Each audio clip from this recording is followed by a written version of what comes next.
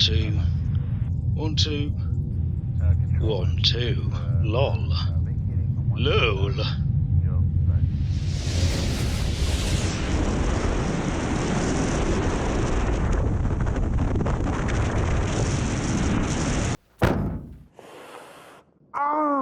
Why are you here? Why am I here? Why have I decided to farm Walter's aura? With these Jeffrey Dahmer-style spectacles. All this and more on today's episode of Franklin. During the course of the previous episodes, I've been trying to go on, here and there, about the Catholic social teaching. This book, to me, is a gem. Now imagine, for example, that you were given a gem, but you'd never seen money. You didn't know what a dollar is, or a £10 note, and someone dropped a gem into your lap.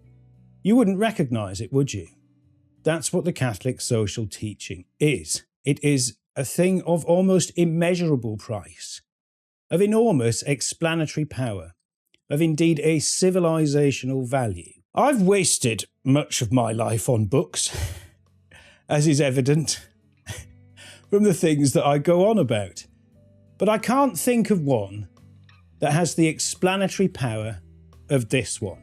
This is Étienne Gilson's edition of Pope Leo XIII's 9 encyclicals, together called the Catholic Social Teachings.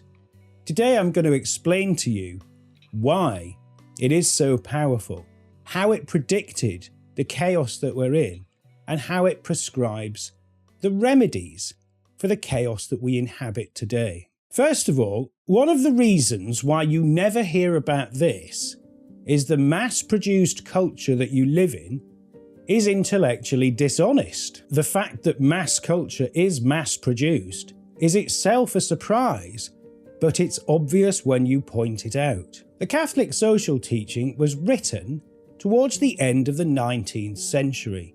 Its most famous encyclical, the 8th one, Rerum Novarum, came out in 1891. This was a time when technology and the economy that it produced in industrialisation was changing the patterns of civilised life.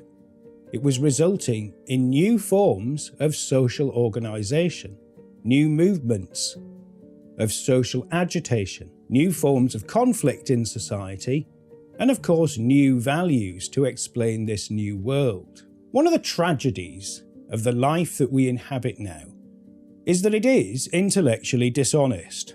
It's dishonest in what it tells you because most of the things it tells you are fraudulent, as the Catholic social teaching explains. Secondly, it's dishonest because it deliberately doesn't tell you about the things that are missing from the liberal, modernist, consumer nihilist worldview that we're presented as the perfect state of the human condition. If you look at the Catholic social teaching, you can see it is a complete civilizational document and is profoundly honest. The first encyclical talks about the need for the restoration of Christian philosophy. Why would it do that? Well, Aeterni Patris tells you that if you don't have a fundamentally sound view of reality and of the divinely created natural order you inhabit, you can't understand what justice is. You can't tell the difference between right and wrong. You can't understand how to live. You won't know the difference between good and evil. You won't know what sin is.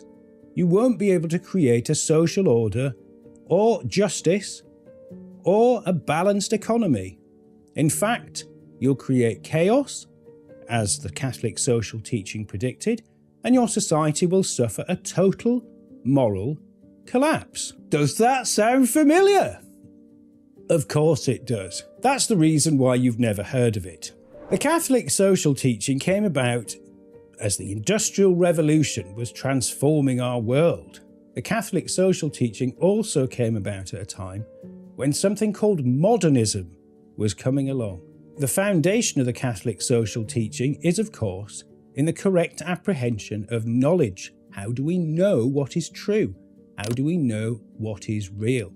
Throughout the 9 encyclicals, it constantly reminds you that whether it's talking about what's in your mind, the beliefs you have, the moral values you have, your economy, or how to rule the state, if you forget that reality is authored by God and that all justice and truth and wisdom flows from Him, then your state will descend into chaos, into moral anarchy. And that's what we have now. A Catholic social teaching isn't just a sermon. It constantly stresses the need for the foundational wisdom of Christian philosophy. That's to say, the belief in Christ and the beliefs that flow from that belief, morally, economically, politically, and to do with the theory of knowledge and how you understand the world. But it's not just a sermon. It doesn't just tell you, oh, God's great, you need to go to church, that's it, lol. No, it is spiritual and practical wisdom combined. From the beginning, in how you think about the world and how to correctly establish knowledge of the world, it goes through practically every aspect of how to live, individually and if you are a ruler of the state. It is, in short, a total recipe for the restoration of our civilization. And you can see that we have a lot of need of that now, don't we? As I pointed out in the previous video, life is full of mysterious mysteries that can never be solved. Life is full of mysteries.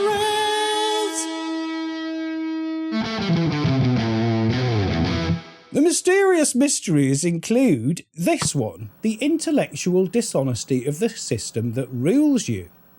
How do all these things it tells you make sense when you put them together? If you truly are to have a system where every individual can base their idea of reality on what they desire, and on what they want to buy, and on what they want to believe, how can you possibly create order out of that? If you collapse the borders and partner with human trafficking, and bring millions and millions of people from very different cultures and tribes into yours, how can harmony be the result? If you constantly sell war by saying it's the defense of democracy, what kind of democracy is that? Michael Polanyi, as I've explained earlier on in other videos, invented a theory called moral inversion in the middle of the 20th century. He said that the beliefs supplied by a godless system did not make sense when viewed from the attempt to make a wider moral framework, nor do they make sense from any wider framework of the theory of knowledge. These are simply beliefs that have been mobilized out of strong feeling, and they're ultimately destructive. These beliefs include, shall we say, the traditional slogans of the revolutionaries, such as liberty and equality.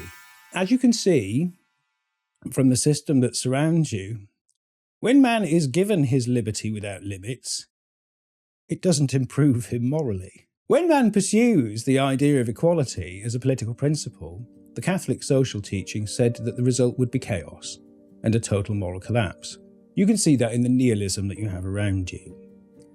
Now, the several mentions of nihilism in the Catholic social teaching apply equally to socialism, communism, or more properly Bolshevism, but also to the consumer nihilism that you see around you today. Nihilism is the idea that there really is no essential value to human life and no purpose beyond it. We're here for a short time between two oblivions, and we should get what we want and please ourselves as much as possible before we go back into the void. That is nihilism. There's ultimately no meaning to life, there's no higher spiritual purpose.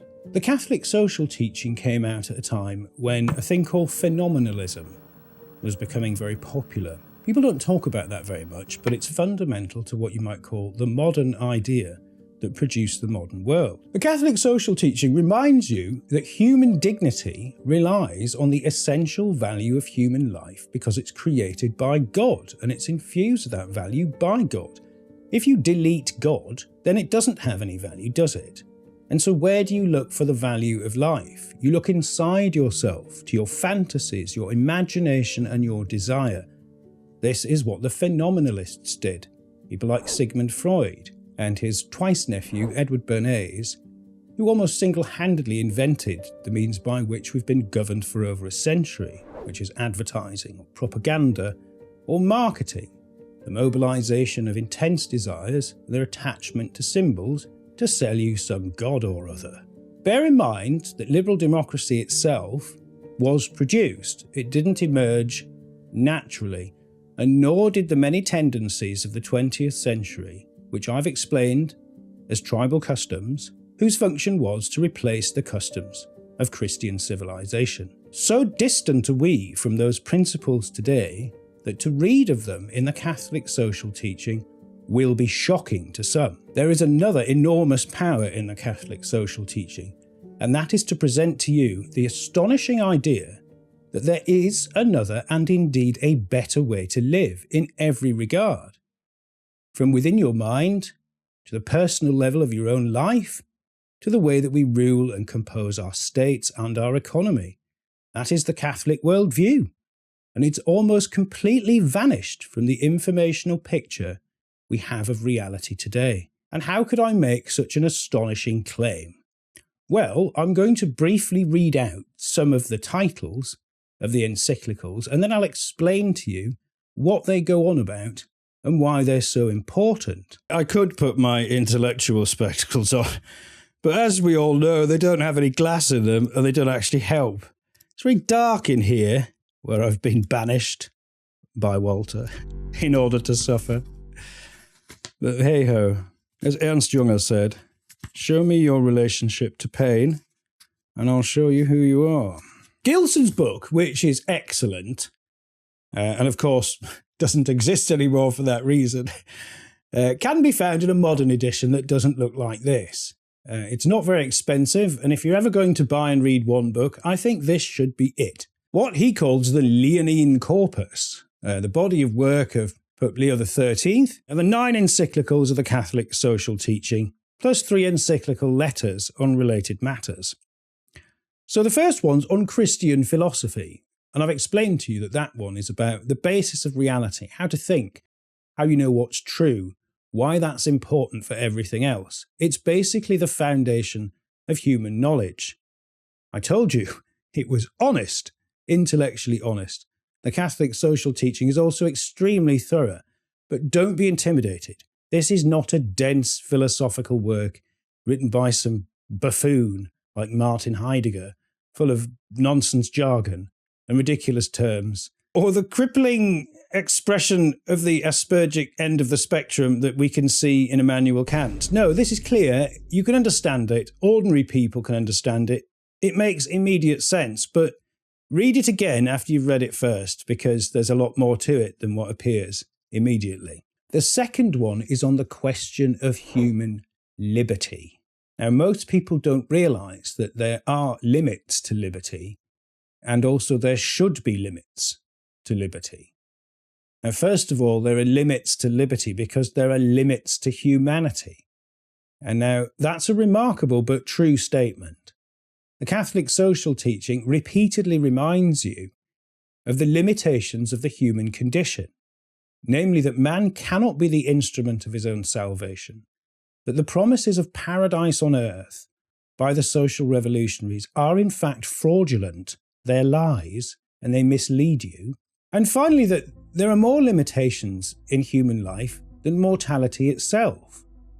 Now, after that, of course, the Catholic social teaching exhorts you in on human liberty, as elsewhere, to look beyond life for its ultimate meaning, that is to say, to God, and to see your life in that light. Human liberty is also limited by the fact that men themselves are limited.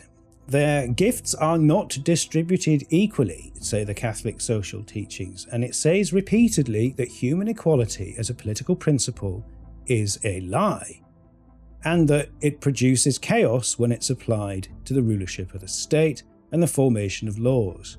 So on human liberty, we'll give you a profound argument against one of the fundamental principles of the liberal system that's dissolving around you today. The next one is called On Christian Marriage. The Catholic social teaching reminds you that the family is the basic unit of the nation, and that its rights equal or even supersede those of the state because the family is a senior institution. Not only is it older than the state, and therefore has precedent in rights, but also it's in the image of the Holy Family itself. And so having an origin in the Imago Dei, or image of God, it has a superior claim to rights than the state does. The Catholic social teachings remind you that the Church defends the rights of the family and the rights of the father to define what the children are taught and how you live and so on, and that the state has no right to intrude upon these matters. This again is quite a radical position, but it's only radical because of the excesses of the state since this was written. Remember, the Catholic social teachings also remind you that it is the extremists who are in charge who have created these conflicts. Again, the Catholic social teaching is not just a spiritual manual for salvation. It's a kind of catechism of sanity.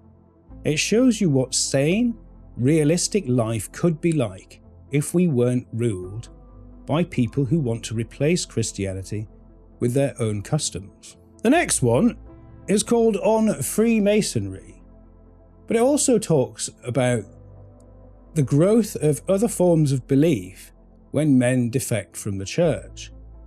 Now, I've written about all these on Substack, and if you'd like to see why it's important to combat these things, you can have a look at that. Basically, I would say on the subject of Freemasonry that it is an attempt to produce not just a different idea of human emancipation from his condition. It's a fraudulent one, of course, but it presents man not only as the engine of his own emancipation, but also says that he can potentially become something like a god, if not godlike himself.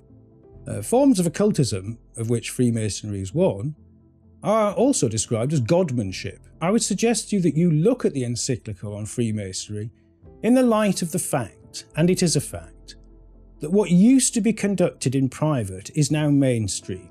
The occult techniques that used to be ceremonially practiced in temples and alone is now part of the mainstream consumer culture, and I'll go on about that, inevitably, in a future video. Number 5 is on civil government.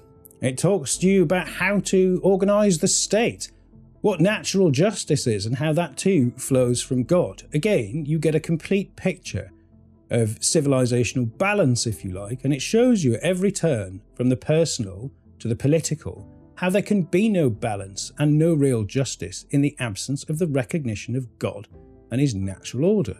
It goes into a bit more detail on the Christian constitution of states, which is basically a manual for how to rule well and how to create harmony instead of conflict. Number 7 is on socialism, but the subtitles here are often revealing, and this one talks about socialism, communism, and nihilism being the problem. Although it does mention socialism by name, because socialism, or rather, as I would term it, Bolshevism, was becoming very popular across Europe at that time, and it continued to do so, resulting in some historical outcomes that you may remember. Bolshevism wasn't the only aspect of a godless cult that, if you like, dominated the politics and ideas and beliefs of the 20th century.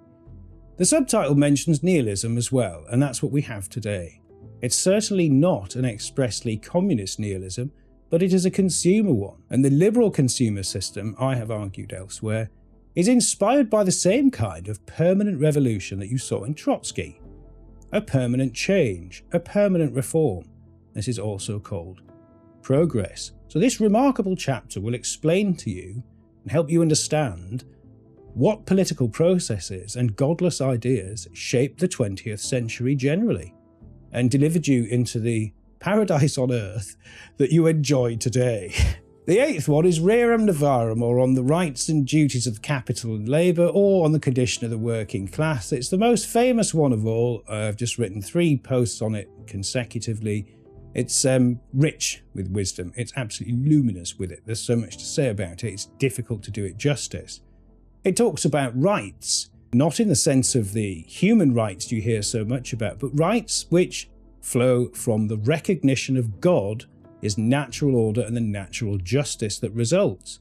Rights as understood by St. Thomas Aquinas Wright is explained by the Catholic Church, and it also mentions the term social justice, which was our term, that of the Catholics, long before it was taken over by screeching blue-haired lunatics in the street who want your children to grow up and hate you and sterilise themselves in the name of liberation.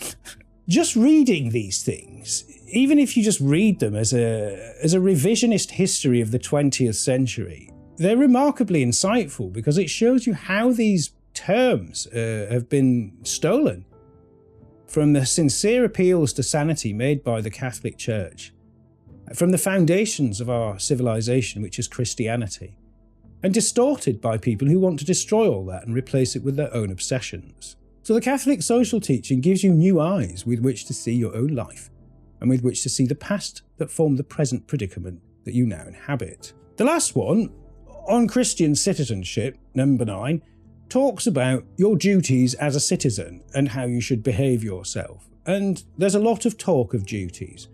And rather like in Edmund Burke, who's often cited by conservatives, the Catholic concept of the state has always seen duties as inevitably bound up with rights, and the reverse being true. You don't just assert your rights, as under liberalism. You don't just assert your rights regardless of what you do. You have a duty as well to observe. You must behave in a certain way in order to enjoy those rights, and if you don't, they are forfeit. This is a much older concept than the modern concept of so-called rights-based justice, which basically advances grave moral wrongs at every turn. The woman's right to choose, for example, has resulted in the abolition of womanhood, and the replacement, eventually, of motherhood with a kind of hire purchase agreement or consumer contract in which babies are just sold. And women simply surrender themselves to a kind of lifelong, no-strings partnering system, which is also presented as liberation. In another sense, you have the right to die, which is basically disposing of the elderly and the unfit because they don't make enough money or they're too much of an economic burden, and so we'll just get rid of them. So you can see that the rights-based system in itself, it doesn't recognise the essential value of life. In fact, it doesn't really recognise a broader moral or epistemic framework at all. None of it does. And so you can begin to see, when you read the Catholic social teaching, how fraudulent the values and politics and economics of the liberal system have in fact been, how much they've robbed you of. You begin to see the value of the Catholic social teaching in terms of the tremendous loss that we have suffered over the past 13 decades since Rerum Novarum, and what's been subtracted from our lives, meaning the basis of reality, the connection to God, the commonplace idea that was once commonplace, that man was made in God's image, and he had a higher purpose in life than simply shopping and fornicating and dissolving himself into a variety of desires. What we've got now is a form of choice between options for universal degradation, and this is a profound insult to human dignity, and it is a truncating of the human imagination, of what humanity can and should be. Liberalism wasn't the only system to do this, of course. You can say that you had several religions of a materialist or phenomenalist nature. You had liberalism, you had Bolshevism, you had National Socialism, you had fascism, and its various forms were largely materialist religions of man, each of themselves offering a different view of the state and how to live. Now, it's sad that we know more about these from films and practically nothing about the far superior, in fact peerless system presented in the Catholic social teachings, the vision of the Church, and through that, the vision for man, as envisioned by God himself. It's a total system to try and bring everything you do into harmony with the purpose of your life, which is to seek the salvation of your soul. It actually is a practical remedy for things like class conflict. Or indeed the conflict of mad ideas with sane ones, which we're embroiled in today. This is why I advise you to stay sane. And if you want to stay sane, read that book. Even just read some of it. Don't have to read all of it. Pick it up and have a look at it from time to time. And you'll find that it will infect you with a calming, luminous sanity. It'll show you that we don't have to live like this. One of the profoundly sad things it'll show you is how we've been completely victimised by a fraudulent system. Basically a sales cult for anything but Christianity. That's the liberal system, the consumer system, the system that says it makes man most free, and it exalts his highest purposes, and so on. Whereas, as you can see, we are all debauched as a result. Even if you don't submit to it personally, your intellectual life is impoverished. The lives of others are impoverished to the degree where it makes honest conversation almost impossible because it's so contentious. You are in fact surrounded by victims of this system, whose minds and emotions, whose morals and behaviour, and whose entire lives have been shaped by a culture that is informed by tribes that are expressly anti-Christian in their aims. As you can see in the Catholic social teaching, the explanatory power of the Catholic Church is in fact unrivaled. There is nothing like it in the history of ideas. I haven't read everything. I've tried to read most of the history of ideas, the important ones, at least from 1632, and I couldn't make sense of what it was trying to tell me as a piece. We try and put it all together, Descartes and Kant and Hegel and so on, and Nietzsche, and then people like Bertrand Russell, the rationalists, the logical positivists, people like Auguste Comte. What does it all mean? Someone told me one day that the whole of modern philosophy, which is from about 1630, the whole of modern philosophy was a failed attempt to refute St. Thomas Aquinas. I'm not very good at St. Thomas Aquinas. I know people who are. I hope they don't watch this. It'd be embarrassing. But I know enough about him to see that that was true, and a tiny little light bulb went on in my head, and I realised now it makes sense. Now it makes sense. This stuff is all just an attempt in one way or another to knock back the church and its wisdom. It's not just because I'm a Catholic. One of the reasons why I am a Catholic is because the explanatory power of the teachings of the church is unmatched. And what that means is its description of reality is the closest correspondence to the facts. I don't think there's another system that matches reality as closely as the Catholic description of the reality of the world, how it was made, what our purpose is, and what man is like. You might be surprised to learn that there are astonishing insights into human nature in the Catholic social teaching, which are basically prohibited to mention nowadays. Some of the ideas come across very calmly, but the one that I keep going back to about the rejection of the principle of universal human equality is such an enormously controversial thing that it could practically get you imprisoned in some parts of the West, probably on my benighted island. Because you're not allowed to say these things even though they're obvious. So much of the culture that you inhabit today is obviously fraudulent when you point it out. Of course people are not equal in obvious ways. Of course different tribes have different customs. Of course some of those tribal customs are different from Christianity, and some of them are expressly hostile to it. It's those customs which have shaped 20th century liberal democracy, and they came in shortly after the publication of Rerum Novarum in 1891. So the Catholic social teaching gives you an entirely different worldview. It shows you what the world could have been like. It shows you a world beyond the way that it's framed by the current liberal paradigm. You have to look through the Overton window of liberalism to try and see reality these days, and it's a very limited view. The Catholic Church doesn't really talk to you about left and right wing. What that means anyway is up for debate. The Catholic Church tells you about the Catholic way of life, and it doesn't map onto those concepts because those concepts are themselves somewhat fraudulent. And they don't really explain our reality anymore either. You have a series of customs now. Some of it's market worship, which is nihilistic. A deregulated international global supermarketplace is the dream, if you like, of certain people who call themselves classical liberals. It's simply obscene, and it partners with a war economy, not just actual wars fought with bullets and bombs, but also the civilizational war where you're saturated with sponsored messages through entertainment and so-called news in order to be shepherded back into making some more consumer choices and seeing no purpose to your life beyond what's offered on the shelf. To select the Catholic social teachings of Leo XIII instead is to pick up something that is largely not on offer in the supermarket place of ideas. And that's because it has better ideas than any of them that you will find in that rigged marketplace, in that monopolised stakeholder economy. It shows you that there's a different way of seeing everything, and it's a better way.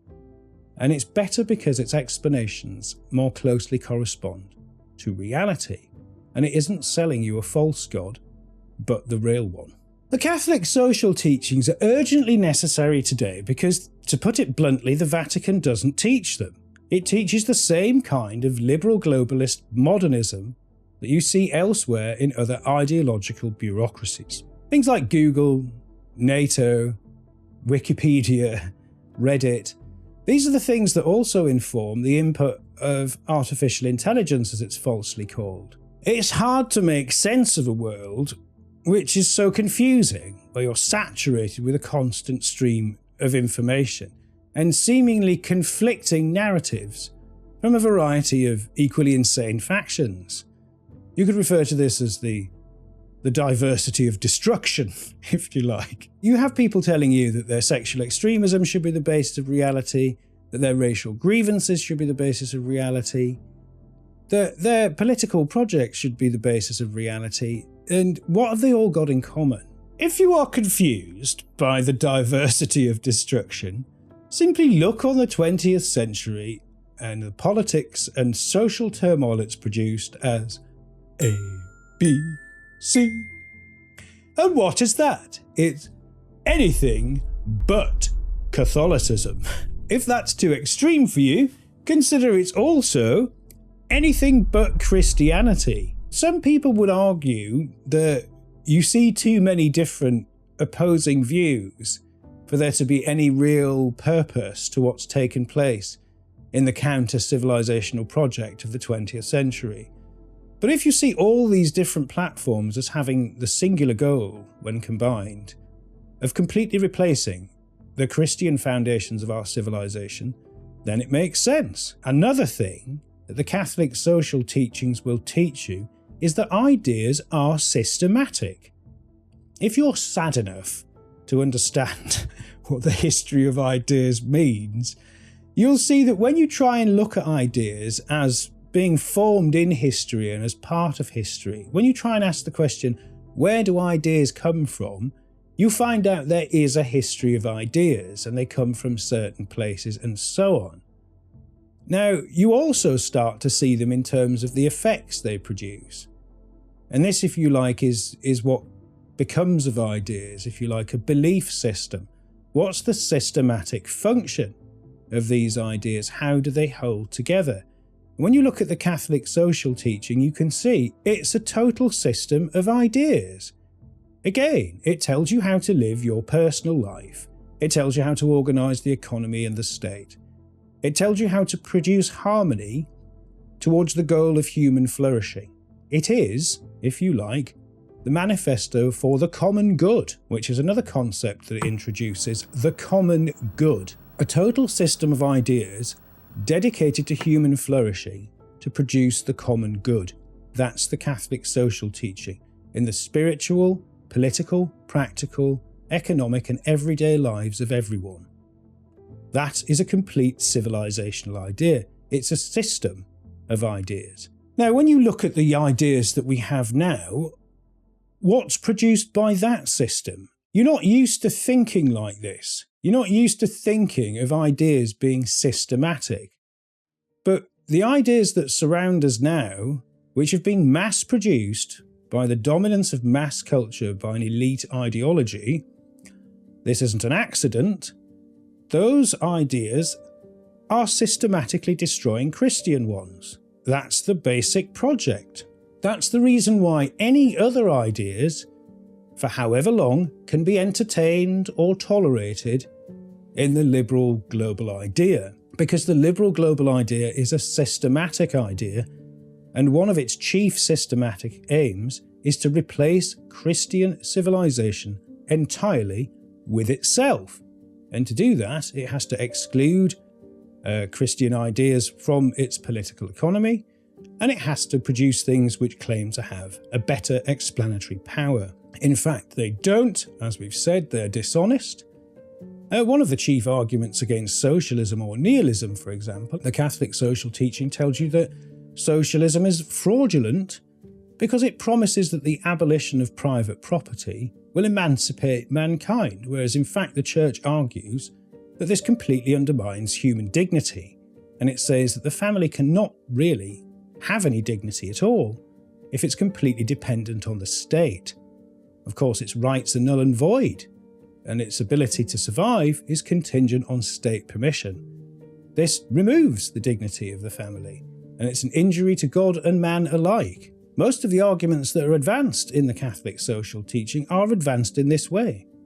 It shows that social justice is that justice which accords with God and the flourishing of man, which ultimately is the same thing. The will of God and the common good for mankind are the same thing. This is what is meant when I go on about politics being about good and evil, and so is everything else. The Catholic social teaching makes this clear with practical advice as how to make laws that are good, how to live a good life, how to have a good government, and how to look forward to the life to come, instead of fearing eternal damnation, which I would say is quite a good thing to do as well. It's at this point that I've been compelled by Walter to consider your feedback. Walter made me not look at these until I was in the shed. And so that's what I'm trying to do now. Right, this is from Anonymous. Dear Frank and Walter, I'm deeply disturbed that there isn't any content, or there hasn't been any content so far on Frankly about orangutans. I really hope that within the next couple of episodes you deal with the very, very important problem of orangutans. Thank you very much. In response to this anonymous contributor, I would like to say, I want to be a man cub, and be like the others do. Give me the power of man's red flower so I can be just like you. Oh, doobie-doo. Yes, I do respect the jungle authority of King Louis. I simply haven't had occasion to mention it beforehand. I hope that satisfies your orang-utan appetites. Robert. Keep up the good work. Oh, thank you, Robert. That was surprisingly kind and far less bizarre than the previous message. Hooray. There is hope. Let's see what Carol has to say. You gave a quote from some encyclical. I couldn't catch the name. It sounded like Aeterni Patris. Where can I find that? I tried Googling Catholic social teaching, encyclicals, and all I found was a bunch of more modern things. So I'd appreciate it if I could find out what encyclical you were referring to. Thanks. Well, Carol, Aeterni Patris is the first two words of the first encyclical, which is on Catholic philosophy. They're all in this book here. I write about them every Monday on Substack, and I also link to a free version of this book on the Internet Archive. And so I'll just make sure that I've got that right, because I've got a lot of encyclicals in my head. Yes, Aeterni Patris is on the restoration of Christian philosophy in schools, and it was published in 1879. Again, you can get this book for free on the Internet Archive, and if you email me via my Substack, you will be able to read a series on the Catholic social teachings, with each post going into detail about aspects of each encyclical in order. If you want to investigate the mysterious mysteries that can never be solved of modern life, the Catholic social teaching helps you to do that too. It's very clear. It shows you what the case is. It corresponds to reality. It will restore your sanity. It will help you to deal with living in a world populated by the victims of a 120-year campaign to destroy Christian civilization entirely. It is exceptionally valuable to find cultural artifacts of this power which come from the before times, before a time when the entirety of modern cultural production was mobilized to manufacture mass belief in liberal democracy. That's how we've ended up in the system we're in now. Which is why so much of what it tells you requires you put on the nose of sincerity before you repeat its arguments. We live in a free society. These are our values. We must defend democracy. Diversity is our strength. You've probably noticed that human rights, as we understand them today, they just advance grave moral wrongs. All of them do. They're terrible. You can't lock up criminals. You can't expel people who shouldn't be in your country. You can't stop people killing babies up to birth. You can't stop people wanting to mutilate your children in the name of rights. These are all grave moral wrongs and show a deeply disordered world. They're presented to you as the advancement of rights. Now, why is that? Well, the pillar of sanity is the Catholic faith, and it doesn't change, you see. It just tells you that man's nature's changeless, and these are some basic laws derived from the justice of God, of how to govern the state, and to make our life better and not worse. It seems very sane, doesn't it? On the other hand, the 20th century has been guided by principles of material and phenomenalist fantasy and reductionism. Reductionism means there's nothing more to life than this, than just getting things. And then also your desires and fantasies, that's the phenomenalist bit. Now, taken together, this informs the idea of progress with a sense of reward. That if we keep progressing, you'll be able to indulge your fantasies more and more, and your life will become more interesting or satisfying as a result. Once you run out of useless plastic trash things to collect, or, animals to dress up as, in a variety of fursuits, or children's cartoons to destroy forever, and so on, by becoming an adult, friendless, childless, basement-dwelling fan of My Little Pony, for example. These are dark, deep rabbit holes that we really shouldn't go down too much.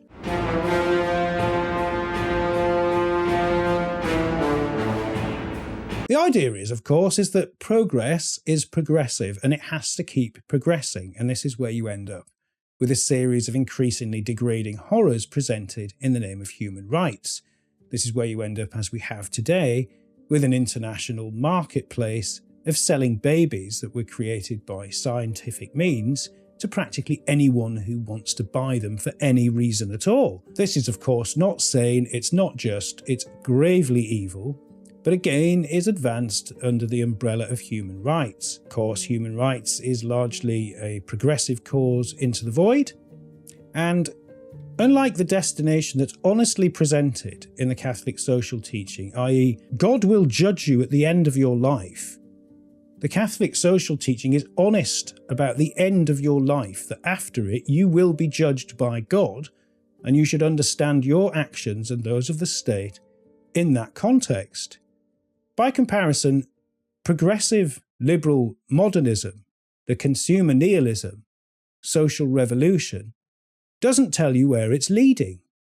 All it does is produce increasingly progressive movements towards universal degradation and depravity, and it calls that progress. And it says that with each step in the direction of the void or the abyss, that mankind has been liberated some more. Ultimately, what you've been liberated from is meaning, the basis of reality, and any sense of moral principle whatsoever.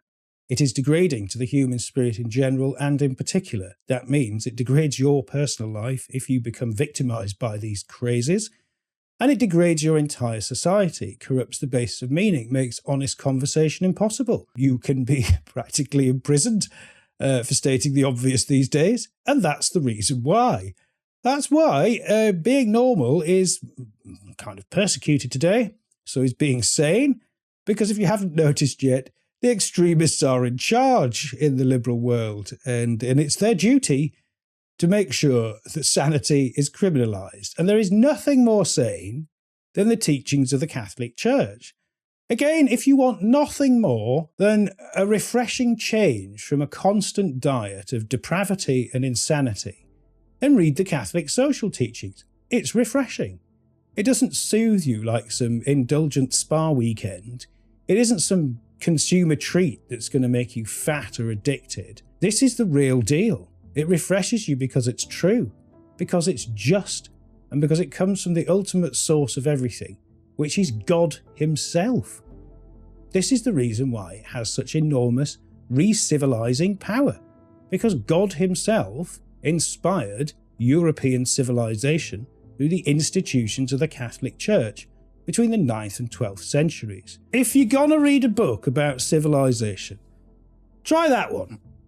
Kenneth Clark's book about civilization is great.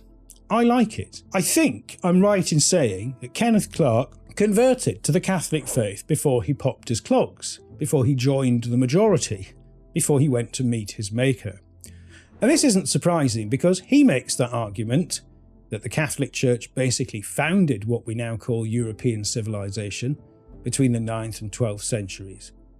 He points out too that art really had two kind of perspectives.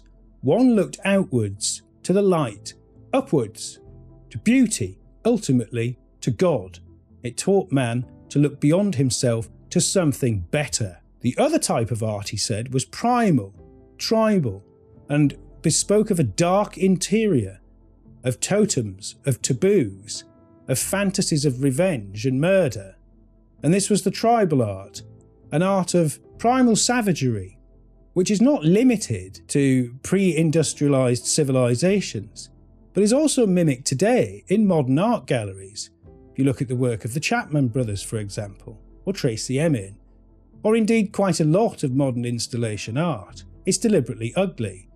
In one case, the drawings of Goya have been deliberately defaced to produce a kind of comic vandalism in place of the attempt to capture profound moments of human suffering. This is an unserious but at the same time deeply corrupting influence. This form of art takes us back to the beginnings of the 20th century, to a time shortly after the composition and publication of the Catholic social teachings, when the modern idea was coming into its zenith that taught man to look inside himself for the absolute meanings of the world, to reject God entirely and to turn away from the natural order.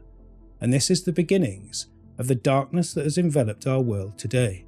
That is what man found inside himself. That is why he is consumed by consumerism into a void. And if you would like to look at the light instead, consider opening the Catholic social teachings, and do so any time of the day or night that you feel yourself either curious or in despair. It will help you, much as Christ himself helped St. Bernard, whose magnificent vision I've got in a kind of reproduction painting in my house. St. Bernard of Clairvaux despaired of his own salvation, much as you might despair today by looking around the ruins of our so-called civilization. It really is in a very sorry state. Now, if you feel that sort of despondency, it's understandable, but you must never give up hope. You must never surrender to despair. St. Bernard prayed to the Lord, and he had a vision of Christ himself stepping off the cross and embracing him, after which Bernard, as was, went on to become a saint. Now, if you would like to aspire to those lofty heights, if you would like to see a sort of sainthood return to our politics, and the true purpose of humanity restored to the government of yourself and of your state, then open the Catholic social teachings at any time and read its luminous and inexhaustible wisdom. It's certainly done wonders for me. I really do recommend it to you because of all the books that I've read, it is honestly the most valuable. And if there were only one that you could preserve to explain the natural world and how we ought to live, I think it would be that one.